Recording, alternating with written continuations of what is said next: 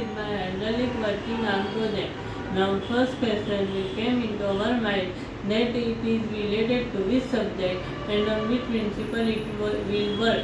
It is related to kinematics of machine and its principle is Pascal law. Pascal law was invented in 1853 by Blaise Pascal. Pascal law states that when we apply pressure to an enclosed fluid, its area will change at every point and pressure will remain constant and equal in all directions. Pressure is equal to force into area. Now Pascal law application. Pascal law application it is used in industry and also in automobile. In automobile it is used widely in automobile. It is used in hydraulic jack, hydraulic brake, etc. And in industry it is used in hydraulic lift and hydraulic ramp.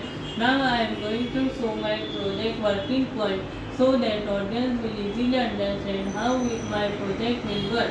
When we will press the E series, it will give up and down movement to whole assembly. When we will push the B series, it will give auxiliary motion, and when we will press the C series, effector will hold the object and easily remove the object. Now I am going to show project modification. Project modification in future is that when we will when we make this link movable 360-degree rotation will be achieved. Now in life, in every machine, there are some pros and cons.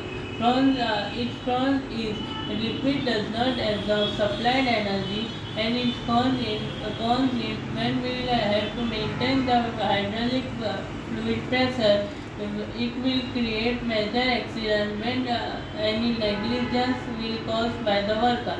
Thank you.